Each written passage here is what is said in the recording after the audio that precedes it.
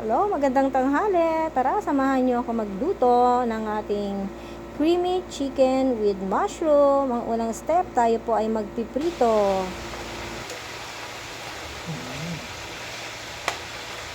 Ayan. Bago po tayo magluto ng ating chicken creamy with mushroom, ito po ang aming pamamaraan sa pagluluto. Ipinrito po muna namin ang manok para po matanggal po ang lansa.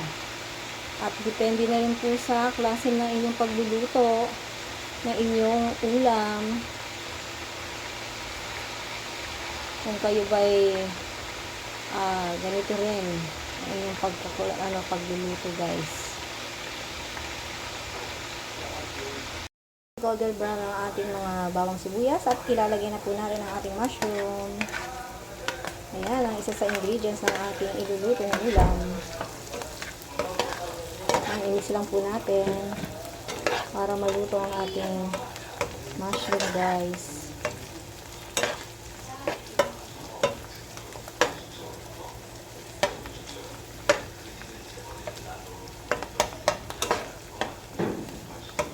Ayan, sa pamaraan po ng ating pagluluto ng ating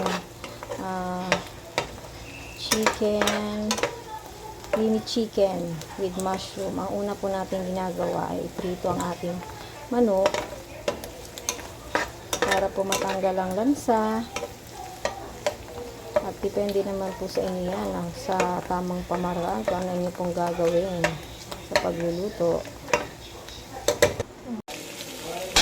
Ulit natin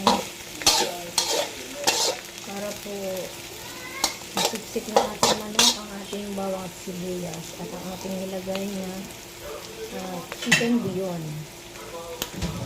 After po, add water po tayo. Depende na po yung sa inyo kung gano'ng karaming lalagyan po ng tubig. Haluin po ulit.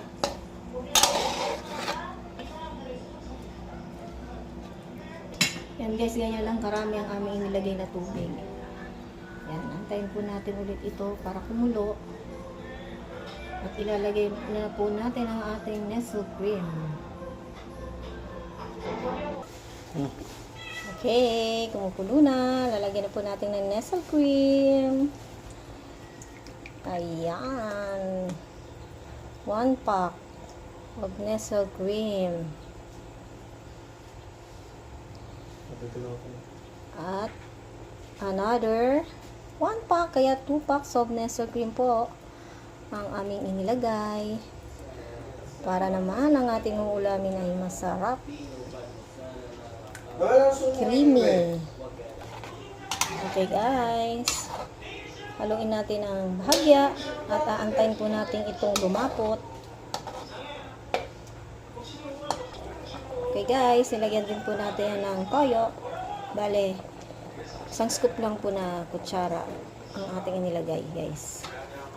Ayan, lalagyan din po natin siya ng patis, ang palasa, ang ating pinaka-main ingredients, ang patis.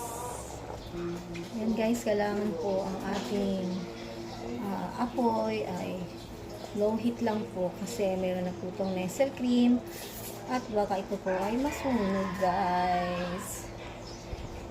At kailangan po itong haluin ng haluin para hindi ho magtutong ang ilalim.